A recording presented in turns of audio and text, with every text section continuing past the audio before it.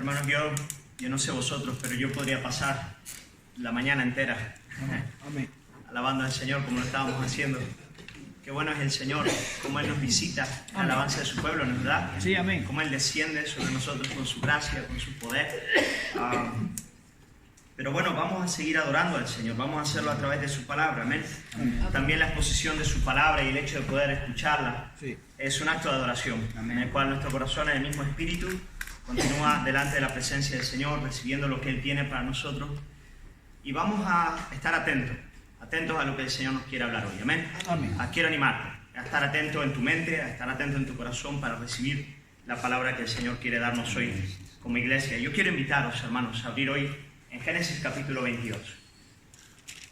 Vamos a terminar nuestro tiempo de retiro con este precioso pasaje de las Escrituras que está en Génesis capítulo 22. Hemos visto en Génesis capítulo 12 el llamado de Abraham y el comienzo de la vida discipular, el comienzo de la vida de fe. Hemos visto en Génesis capítulo 15 las dudas de Abraham, los temores de Abraham y cómo en ese peregrinar de la fe el Señor vino a fortalecerle en el peregrinar. Y ahora en el capítulo 22 vamos a ver a Abraham poniendo de manifiesto una fe robusta, una fe madura, una fe que ha sido tratada por el Señor en 30, 40 años de caminar cerquita de Cristo, y ahora, a partir de una prueba inimaginable, posiblemente la prueba más difícil que jamás podríamos imaginar para la vida de un hombre, vamos a ver la fe de Abraham brillando con todo su fulgor. Aquí vamos a ver al hombre maduro en la fe, al hombre que glorifica al Señor. Así que quiero animarte a leer conmigo Génesis capítulo 22. Vamos a estar leyendo los versículos 1 al 19, hacemos una oración y entramos en el texto. Dice así la palabra del Señor. Dice: aconteció después de estas cosas que probó Dios a Abraham y le dijo: Abraham. Y él respondió: heme aquí. Y dijo: toma ahora tu hijo, tu único, Isaac, a quien amas, y vete a la tierra de Moriah, y ofrécelo allí en holocausto sobre uno de los montes que yo te diré. Y Abraham se levantó muy de mañana y enalbardó su asno y tomó consigo 2 siervos suyos y a Isaac su hijo, y cortó leña para el holocausto, y se levantó y fue al lugar que Dios le dijo. Al tercer día alzó Abraham sus ojos y vio el lugar de lejos. Entonces dijo Abraham a sus siervos: estad aquí con el asno, y yo y el muchacho iremos hasta allí y adoraremos y volveremos a vosotros. Y tomó Abraham la leña del holocausto y la puso sobre Isaac su hijo, y él tomó en su mano el fuego y el cuchillo, y fueron ambos juntos. Entonces habló Isaac a Abraham su padre y dijo: Padre mío. Y él respondió: heme aquí mi hijo.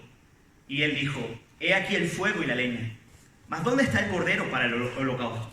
Y respondió Abraham: Dios se proveerá de cordero para el holocausto, hijo mío. E iban juntos. Y cuando llegaron al lugar que Dios le había dicho, edificó allí Abraham un altar y compuso la leña, y ató a Isaac su hijo y lo puso en el altar sobre la leña. Y extendió a Abraham su mano y tomó el cuchillo para degollar a su hijo. Entonces el ángel de Jehová le dio voces desde el cielo y dijo: Abraham, Abraham. Y él respondió: heme aquí. Y dijo: no extiendas tu mano sobre el muchacho, ni le hagas nada, porque ya conozco que temes a Dios, por cuanto no me rehusaste tu hijo, tu único. Entonces alzó Abraham sus ojos y miró, y he aquí a sus espaldas un carnero trabado en un zarzal por sus cuernos. Y fue Abraham y tomó el carnero y lo ofreció en holocausto en lugar de su hijo. Y llamó a Abraham el nombre de aquel lugar: Jehová proveerá. Por tanto se dice hoy: en el monte de Jehová será provisto. Y llamó el ángel de Jehová a Abraham por segunda vez desde el cielo y dijo: por mí mismo he jurado, dice Jehová, que por cuanto has hecho esto y no me has rehusado a tu hijo, tu único hijo, de cierto te bendeciré y multiplicaré tu descendencia como las estrellas del cielo y como la arena que está en la orilla del mar. Y tu descendencia poseerá las puertas de sus enemigos. En tu simiente serán benditas todas las naciones de la tierra, por cuanto obedeciste a mi voz. Y volvió Abraham a sus siervos, y se levantaron y se fueron juntos a Beerseba, y habitó Abraham en Beerseba. Hasta aquí la lectura bíblica. Oramos y ponemos este tiempo delante del Señor. Ven, Espíritu Santo, ven a este lugar. Sabemos que estás aquí. Pedimos, Espíritu de vida, que en la medida en la que tu palabra es predicada, Señor, tú vengas, Señor, a ayudarnos a conocerte, a conocer a la gloria del Padre en la faz del Hijo, de modo que nuestra fe sea fortalecida para vivir la vida cristiana. Señor amado, queremos salir de este lugar fortalecidos para aquello que tú demandas de nosotros como iglesia. Amén. Iglesia aquí Salem, Iglesia Luz a las Naciones allí en Granada. Señor, necesitamos conocerte. Necesitamos, Señor, ser revigorados en nuestra fe para poder obedecerte y glorificar tu nombre. Por eso en esta hora pedimos, Espíritu Santo, ministranos a través de tu palabra. Glorifica tu nombre, te lo pedimos en el nombre de Jesús. Amén. Amén. Amén, hermanos. Me gustaría empezar la meditación de este texto dándoos algunas directrices generales para no errar en la interpretación de la Escritura, ¿ok? Algunos parámetros que son importantes para acercarnos a un texto tan rico, tan complejo y tan glorioso como el de esta mañana, un texto en el que ciertamente el Señor nos va a ministrar, va a hablar a nuestros corazones. Pero en primer lugar, quiero decir que este texto no se trata de manera directa e inmediata de nosotros, de nuestras vidas. En otras palabras, los papás que están en este lugar no se tienen que asustar. El Señor no va a demandar que tú pongas a tu hijo en un altar para sacrificarlo. Amén. O sea, no se trata de manera inmediata de nosotros y de lo que Dios está haciendo de manera muy particular. Es un texto que habla de algo más importante. En efecto, en segundo lugar, este texto bajo ningún concepto justifica el sacrificio humano. ¿Okay? Toda la Biblia niega esa realidad. Ella no permite ningún tipo de sacrificio humano. La Biblia niega esa realidad. Estamos ante algo que es muy particular. La Escritura dice que Dios probó ¿a quién? Abraham. Es algo muy concreto. Dios tiene algo en mente muy específico, hermanos. Es algo muy concreto con Abraham y que tiene que ver con el amado de Abraham, con el hijo particular de Abraham. Hermanos, en tercer lugar, este capítulo, él trata, en efecto, del pacto de Dios con Abraham. Del pacto de Dios con Abraham. Se trata del propósito de Dios en la salvación de su pueblo. Mirad qué interesante. El texto nos dice una y otra vez, nos habla del hijo único de Abraham. Y eso lo tienes que tener en mente porque es importante. Abraham como patriarca, él tiene un hijo único y Dios tiene propósitos a partir de la vida de ese hijo de Abraham que tienen que ver con todas las naciones de la tierra. Amén. Y que lo que va a acontecer en este lugar tienes que interpretarlo a partir de ese pacto eterno de Dios que se va a consumar finalmente en la persona de ¿quién? De nuestro Señor y Salvador Jesucristo. Ahora, queridos hermanos, en cuarto lugar, ¿de qué va el texto?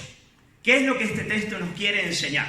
Y ahora os voy a dar lo que se suele llamar un spoiler, que no me gusta hacer eso, pero lo voy a hacer en este texto. ¿De qué va todo el texto? ¿Qué es lo que vamos a aprender en esta mañana en la medida en la que caminamos con Abraham e Isaac por 3 días hasta las tierras de Moriah? ¿De qué va este texto? Pues nada, hermanos, este texto va de la confianza en el Dios de la resurrección. El Dios que resucita a los muertos. Amén. En efecto, el título de este sermón, y ya José puedes tomar nota, es el Dios de la resurrección en las tierras de Moriah. Esa es la gran cuestión. La pregunta que responde el capítulo 22 de Génesis es la siguiente. ¿Puede Abraham confiar en un Dios que es capaz de cumplir sus promesas a partir de las cenizas de Isaac? Un Dios que es capaz de dar vida donde hay muerte y seguir cumpliendo así con sus propósitos eternos. Esa es la pregunta. Y esa era la razón. Eso es lo que tenía que estar en el corazón de Abraham para que él pudiese responder a las demandas del Señor. Así que el Dios de la resurrección en las tierras de Moriah. Hermanos, mi oración es que el Señor nos dé fe en el Dios de la resurrección. Amén. Amén. En el Dios que es capaz de dar vida donde hay muerte y cumplir sus promesas a partir de las cenizas de Isaac, que el Señor nos pueda meter eso de manera íntima y profunda en el corazón. Pero queridos hermanos, este texto comienza con una prueba. Así leemos el versículo 22. Aconteció después de estas cosas que probó Dios a Abraham. Ahora, ¿después de qué cosas? Pues nada, aconteció después de estas cosas. Pues en un sentido, después de todo lo que Abraham había vivido con Dios desde el capítulo 12, cuando Dios le llama de Ur de los Caldeos, le da la promesa de darle una descendencia, una tierra, de bendecirle. Después de todos los tratos del Señor, acontece esta gran prueba, que es el clímax, por decirlo de algún modo, de la vida del patriarca. Pero hermanos, de manera muy particular, estas cosas que preceden a lo que acabamos de leer son los tiempos más bonitos de la vida de Abraham. Hermanos, en el capítulo 21, Dios había cumplido la promesa.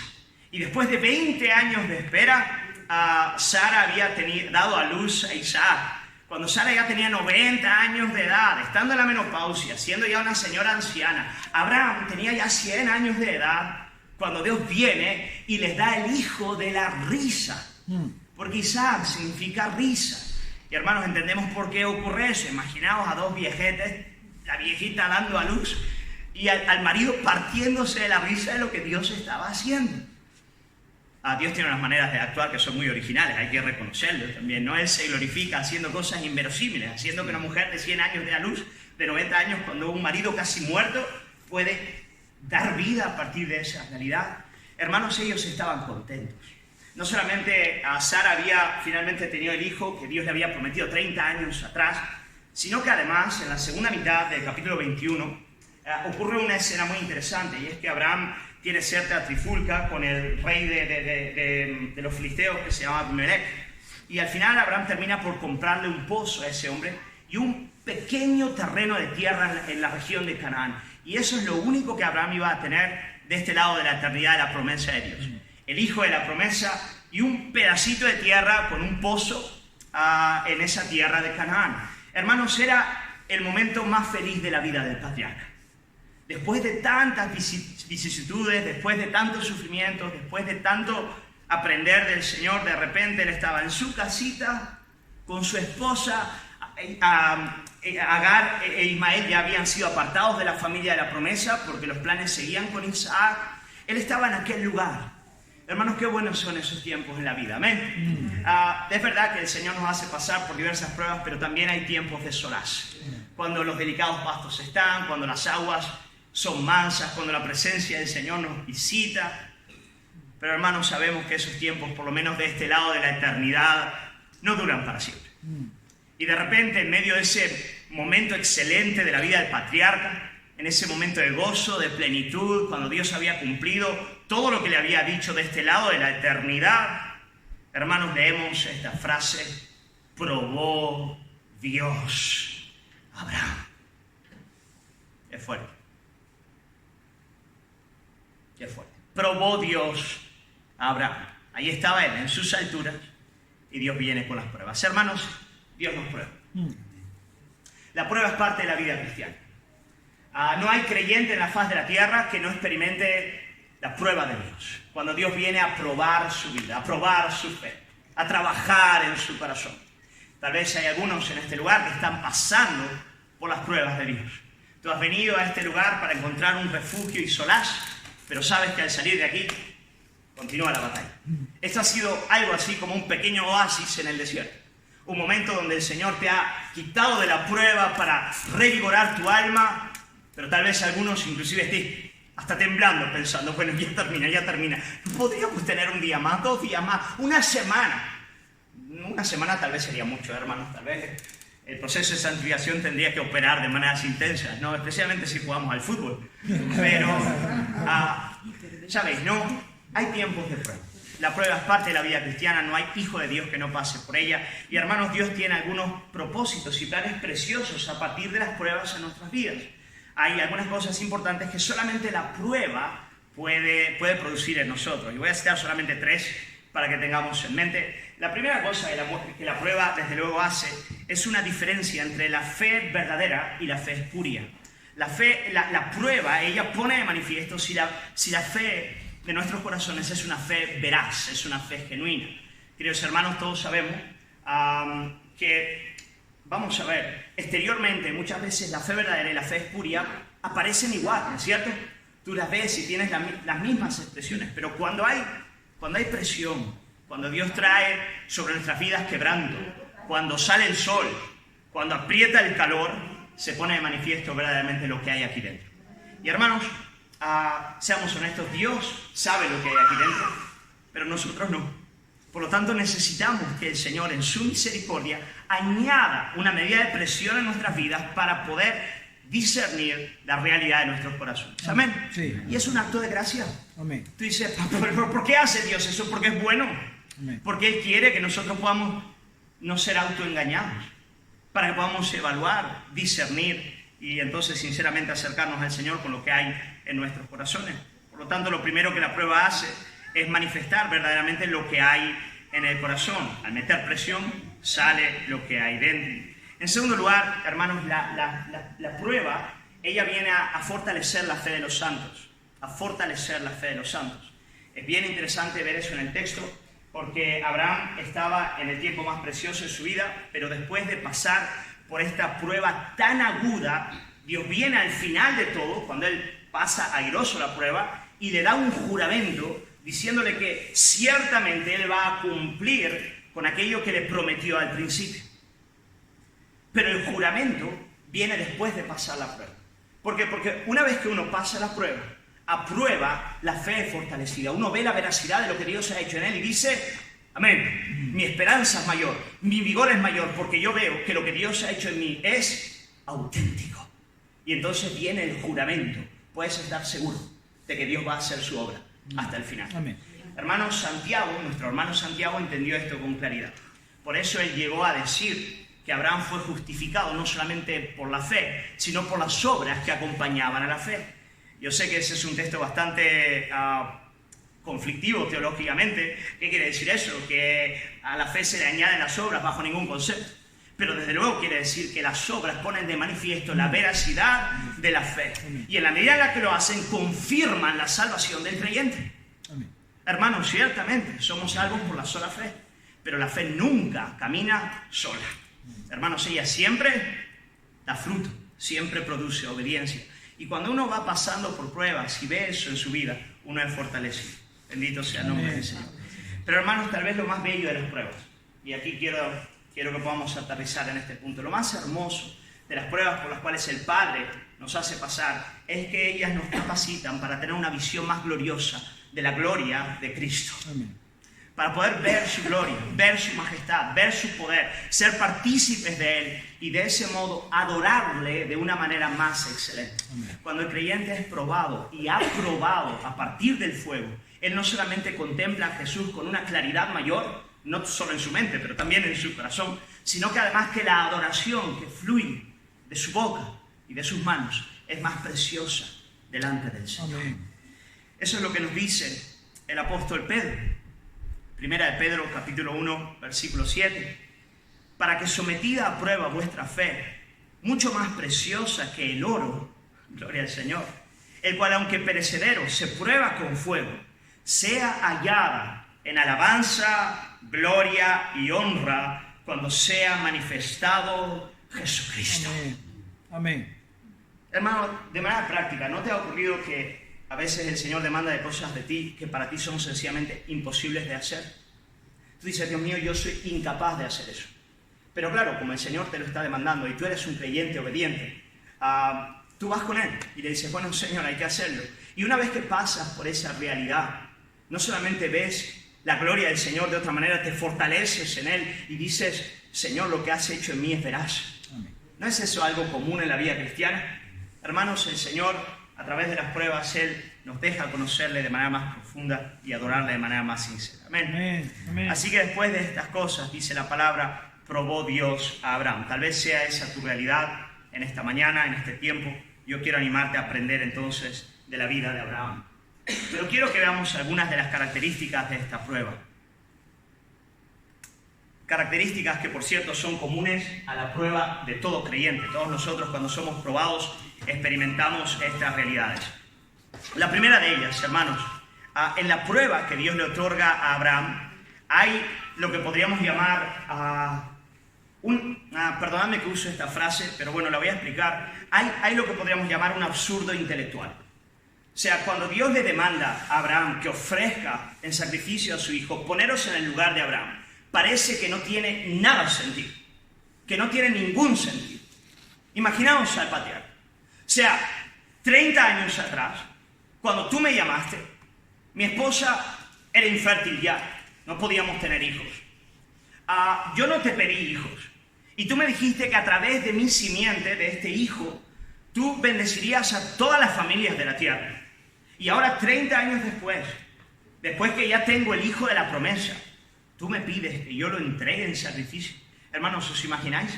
No tenía ningún sentido para el patriarca. Era algo completamente sin sentido. Pero quiero deciros algo, en toda prueba hay este elemento que podríamos llamar de perplejidad. quiero decirte algo, mientras tú entiendes lo que Dios está haciendo en ti, la prueba no ha llegado. La prueba llega de verdad cuando tú te sientes en un estado de absoluta perplejidad, miras a tu alrededor y dices, no tengo ni idea de lo que Dios está haciendo. Mientras tú eres capaz de decir, yo entiendo, Dios está trabajando así en mi vida, está trabajando, Él está formando mi carácter a partir de estas circunstancias difíciles que estoy viviendo, todavía no has llegado a la prueba. Pero cuando llega aquel momento donde tú dices, esto es absurdo, Juan Calvino llega a decir, parece, y lo dice Calvino, dice, parece que casi que Dios estaba burlando del patriarca. Lo digo con reverencia delante del Señor, desde luego no lo estaba haciendo.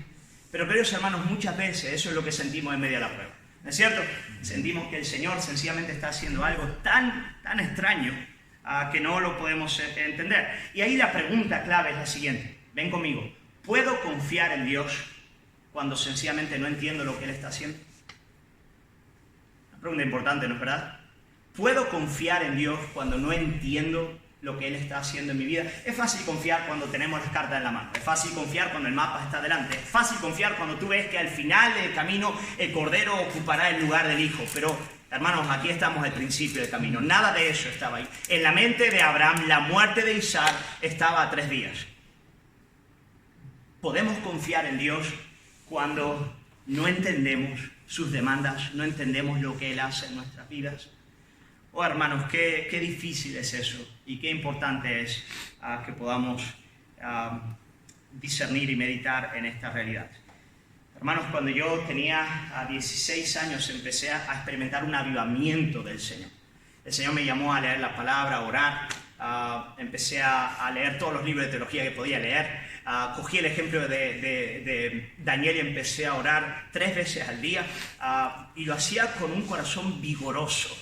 Tenía muy poco conocimiento bíblico todavía, pero tenía el deseo de seguir al Señor y la presencia del Señor era bastante notable día a día. A veces hasta para orar por los alimentos yo me ponía a llorar, ¿sabes? El Señor estaba ahí y eso aconteció de los 16 años hasta que yo tenía 20 años, 21 añitos. Y a partir de ese momento, hermanos, sin razón que yo pueda entender, sin pecado de por medio, hermanos, el Señor literalmente cerró el grifo.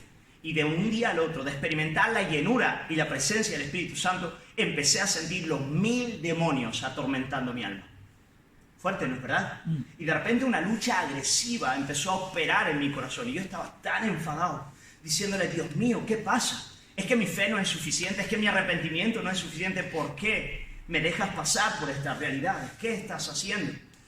Hermanos, en ese tiempo el Señor me llevó por un camino de aprender el Evangelio, la roca que es más alta que yo, la gracia del Señor, muchas cosas que hasta ese momento yo no tenía. La mía era una fe pietista que se anclaba en mi propia espiritualidad y el Señor me echó hacia afuera, me enseñó a confiar en Él. Pero hermanos, el camino fue arduo. Y en ese momento lo único que veía era completa oscuridad. Así como en Peñel, el Señor vino y me rompió. Bendito sea el nombre del Señor por eso. Pero es difícil, hermano, es difícil.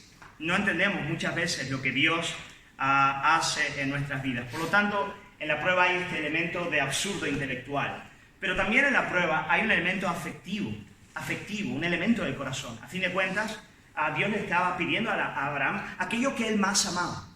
Aquello que él más amaba. Pero hermanos, no solamente, no era algo, un amor, no tenía por qué ser malo. Era amar aquello que era lo más precioso que Dios le había otorgado, la promesa de Dios. El Hijo mediante el cual Dios traería salvación a todas las naciones de la tierra. A partir de él, ¿no es verdad? Isaac, Jacob, pueblo de Israel, etc. Pero Dios le estaba demandando aquello que el patriarca más amaba. Queridos hermanos, Dios no solamente parecía que se estaba burlando del profeta, del patriarca, sigo citando a Calvino, parecía que Dios estaba siendo cruel con él. ¿Sí o no? Hermanos, mirad lo que Dios le está pidiendo. Le está pidiendo su hijo en sacrificio. Parecía que Dios estaba, ¿cómo se dice? Frunciendo el ceño, ¿no es verdad?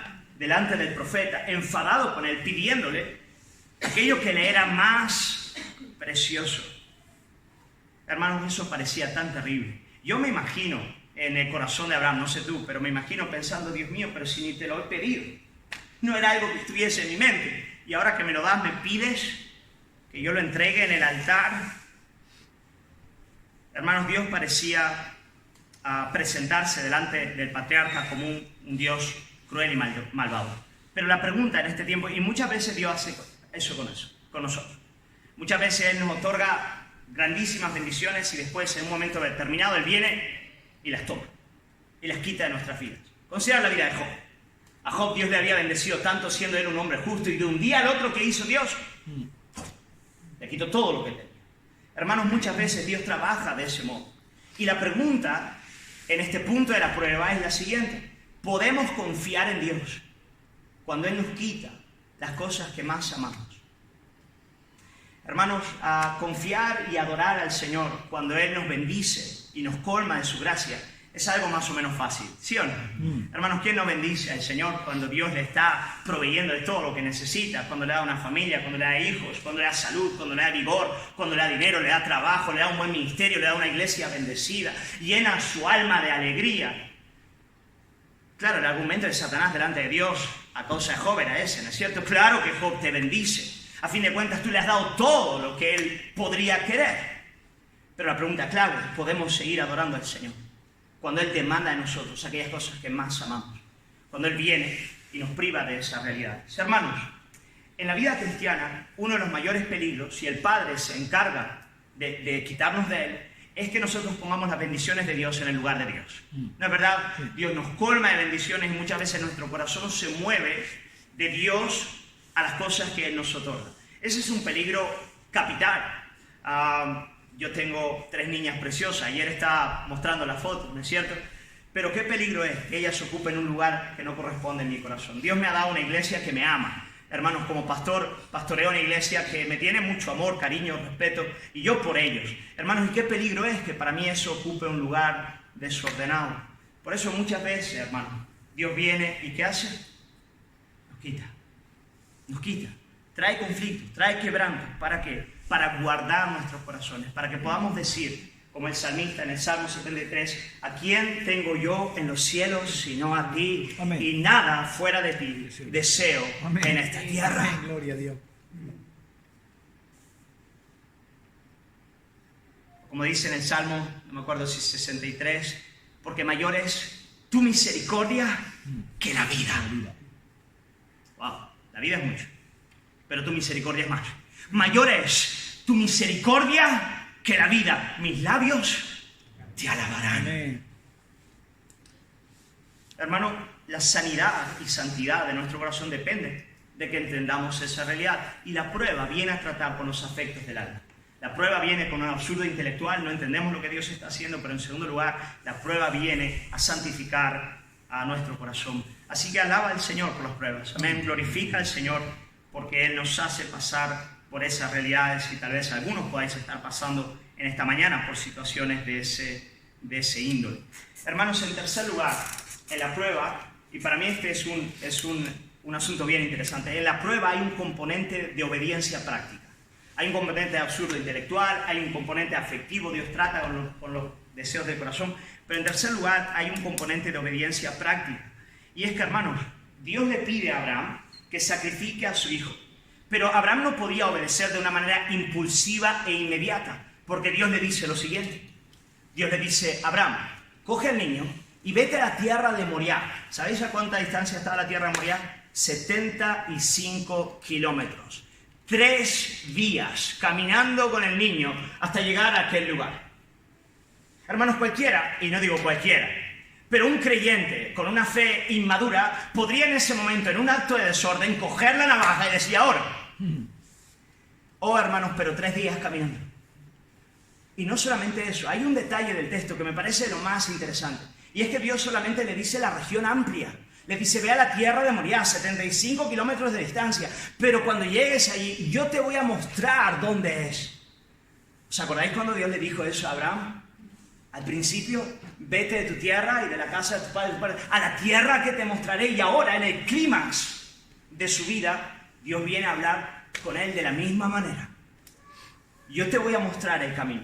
De modo que Abraham tenía que obedecer de manera práctica al Señor por 3 días con su hijo a su lado. Hermanos, ¿podéis imaginar eso? Pero a veces en las pruebas, ese es uno de los mayores desafíos que tenemos. Por un lado, no entendemos lo que Dios está haciendo. Por otro, nos damos cuenta claramente de que Dios nos está privando de aquello que nuestro corazón más ama.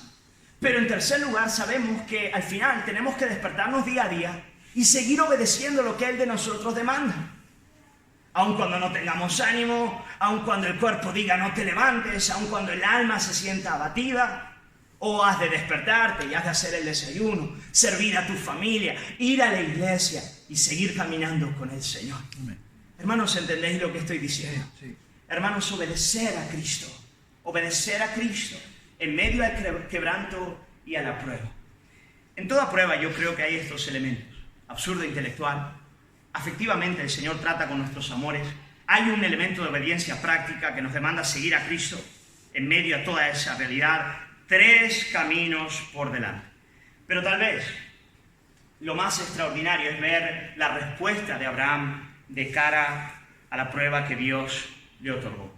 Y es que, hermanos, tal vez una de las cosas más extraordinarias del texto es ver que Abraham obedece de una manera determinada y resolutiva. El texto nos dice de manera muy escueta y clara en el versículo 3, mirad lo que dice: y Abraham se levantó muy de mañana. Eso es algo que muestra responsabilidad, ¿no es verdad? Y determinación. Muy de mañana se levantó Abraham y enalbardó su asno y tomó consigo 2 siervos suyos y a Isaac su hijo, y cortó la leña para el holocausto, y se levantó y fue al lugar que Dios le dijo. ¡Wow! Hermanos, quiero animaros a hacer algo, tal vez la semana que viene, y es leer toda la vida de Abraham y ver todos los tratos de él, de Dios en la vida del patriarca. Hay algo muy interesante de la figura de este hombre, y es que cada texto bíblico que nos habla de los tratos de Dios con Abraham pone de manifiesto lo que él estaba experimentando dentro de él, sus emociones, sus pensamientos. Nos damos cuenta de que Abraham era un hombre muy afectivo, muy profundo en su alma, y el texto nos lo deja ver. Pero cuando llegamos a este lugar, no se nos dice nada de lo que Abraham estaba pensando ni sintiendo. Lo único que se nos dice es que Abraham se levantó y avanzó en obediencia al Señor. ¿Por qué, hermanos? Porque aquí vemos la obediencia de Abraham como una obediencia firme y resoluta. Abraham estaba en una sola pieza, temiendo al Señor, como dice el salmista: afirma mi corazón para que te tema. Abraham estaba avanzando en fe. Y, hermanos, en cierto sentido, podríamos decir que en ese día 1, Isaac ya estaba muerto en el corazón y en la mente del patriarca. O sea, en ese momento, cuando él prepara su asno, coge la leña, coge el fuego, coge a su hijo, Isaac ya está muerto. Él ya lo había decidido. Él iba avanzando determinadamente para cumplir aquello que el Señor le había demandado. Y yo creo que en este punto, hermanos, la pregunta clave, y ahora llegamos a lo que vimos al principio, al spoiler que ya os he otorgado, es la siguiente: bueno, pero ¿qué es lo que llevó a Abraham a poder tener semejante fe? ¿Qué es lo que empujó al patriarca a poder dar ese paso de una manera tan firme y tan resoluta delante del Señor? ¿Y qué es lo que lleva al creyente a poder obedecer las demandas del Padre en medio a las pruebas más oscuras y más agudas de la vida cristiana? Pues, queridos hermanos, Abraham creía en el Dios de la resurrección. Abraham creía en el Dios que resucita a los muertos. En la mente de Abraham, desde el principio, estaba la siguiente idea: está bien, yo voy a degollar a mi hijo, y como es holocausto lo que Dios me demanda, he de quemarlo en libación y sacrificio delante del Señor. Pero yo estoy absolutamente seguro, Dios dijo, que de mi simiente serían bendecidas todas las familias de la tierra. Por lo tanto, aunque se consuma en ceniza, de alguna manera Dios va a tomar eso y va a cumplir su promesa. Sí. Gloria a Dios.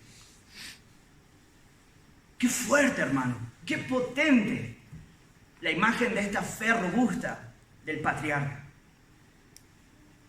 Claro, tú puedes preguntarte, bueno, ¿dónde está eso en el texto? Bueno, que Abraham sabía que él iba a volver con Isaac, lo vemos en algunas partes de la narrativa. Por ejemplo, en el versículo 5, cuando Abraham está llegando ya a los pies de la montaña donde va a ofrecer el sacrificio y habla con sus siervos, les dice: esperad aquí con el asno y yo y el muchacho iremos hasta allí y adoraremos y volveremos a vosotros.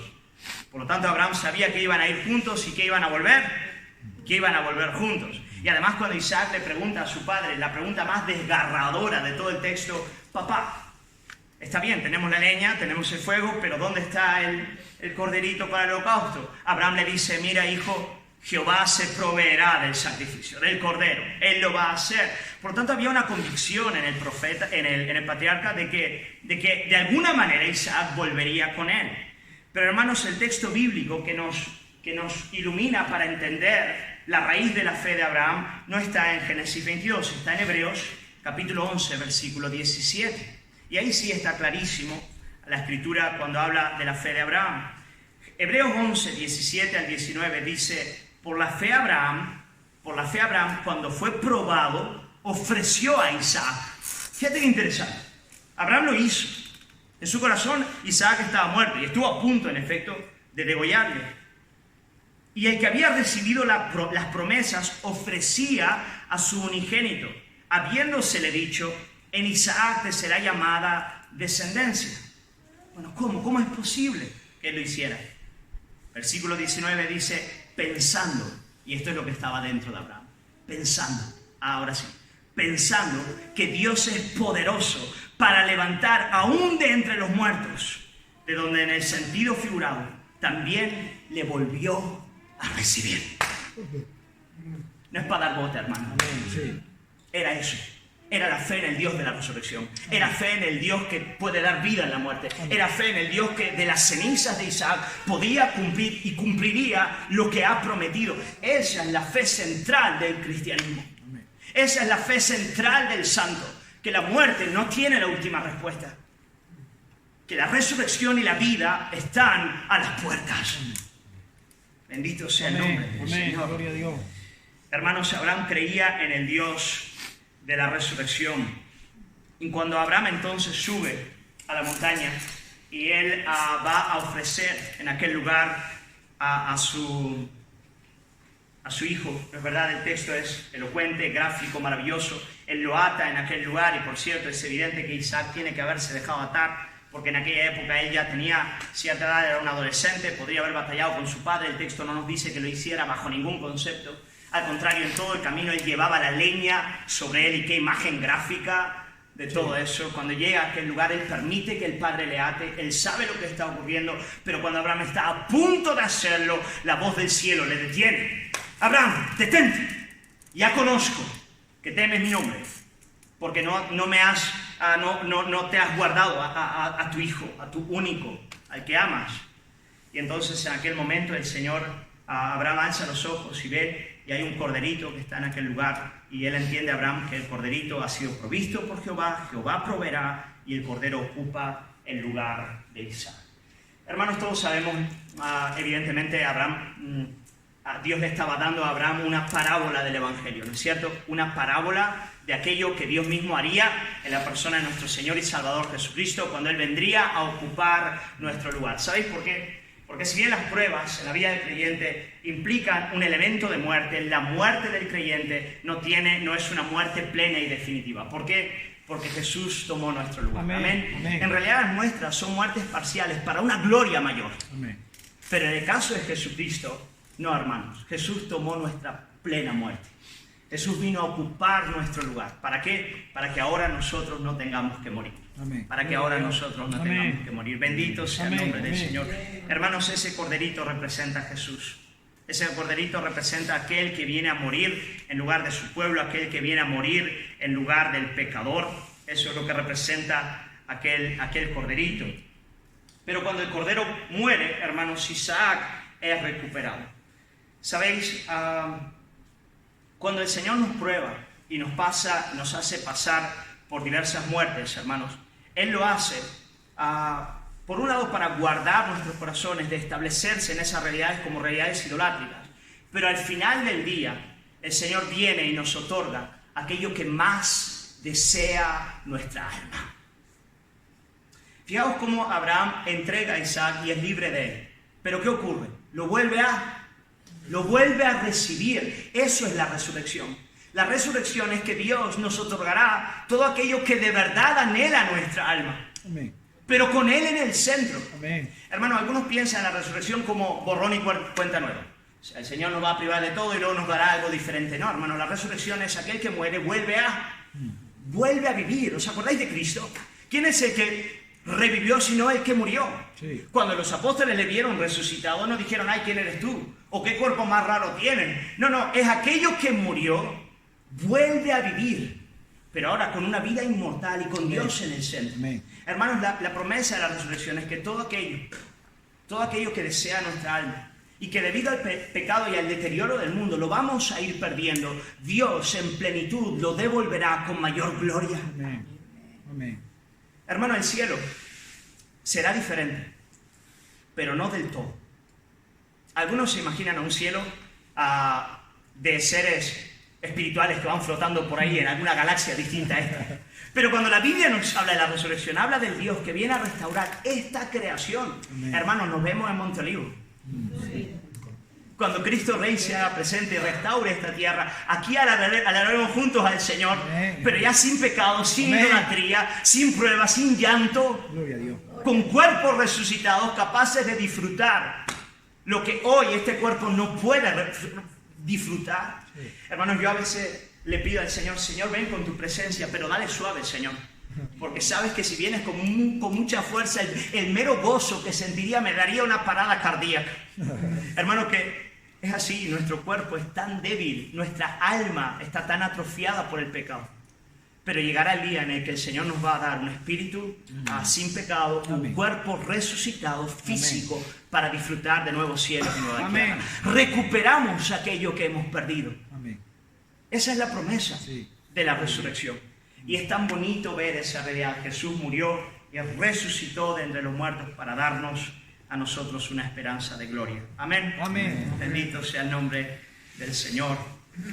Hermanos, pero de este lado de la eternidad seguiremos pasando por pruebas a partir de las cuales el Señor va a ir quitando nuestros corazones del mundo para alzarlos y elevarlos al cielo. Tal vez tú estás pasando por ellas en esta mañana.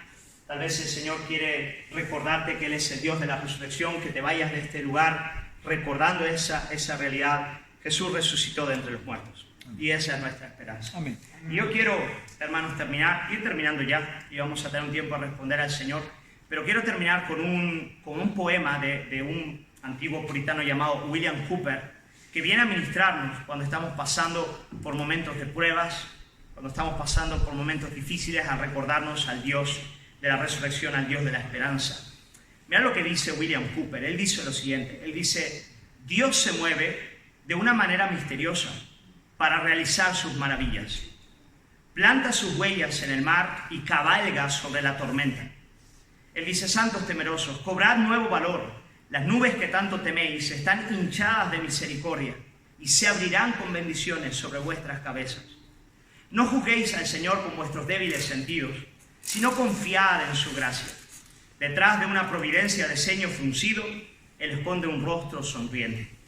Sus propósitos madurarán con rapidez. ¡Wow! Volando.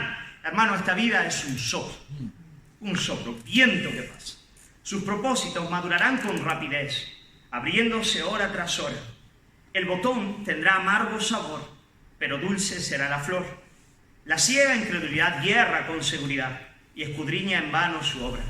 Dios es su propio intérprete y Él es quien la dará a conocer.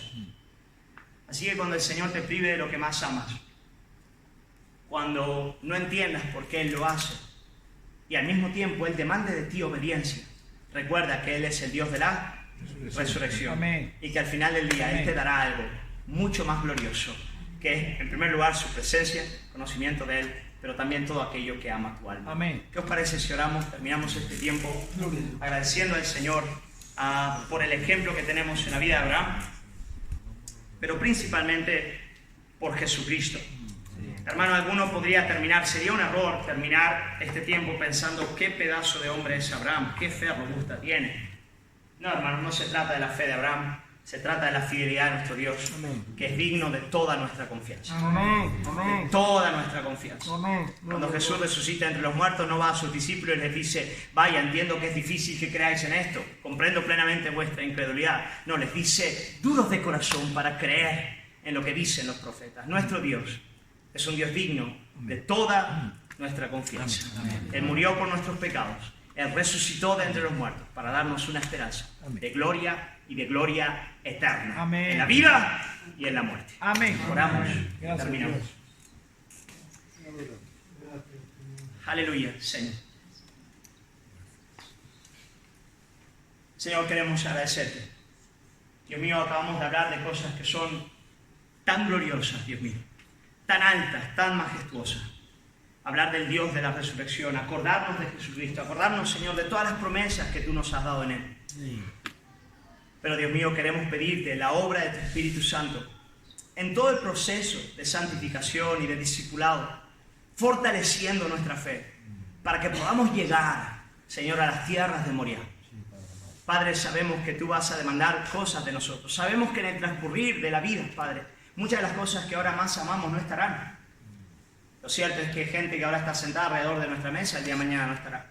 Lo cierto es que las fuerzas, el vigor y muchas de las bendiciones, Padre, que hoy podemos gozar, el día de mañana nos veremos privados de ellas. Pero, Señor, cuando eso llegue, danos la gracia de recordar tu gloria, tu belleza y tu majestad. Danos la gracia de recordar que tú eres el Dios de la resurrección. Para que cuando llegue el último día, Padre, y tengamos que dar el último aliento, lo demos como Abraham, saludando a la ciudad que está por venir, mirando a Cristo, considerando su gloria y descansando plenamente en su palabra, Señor. Porque cielo y tierra pasarán, mas tu palabra no pasará. Señor, queremos alabarte por eso y queremos salir de este lugar descansando en esa realidad. Señor, oramos en el nombre de Jesús. Amén. Amén.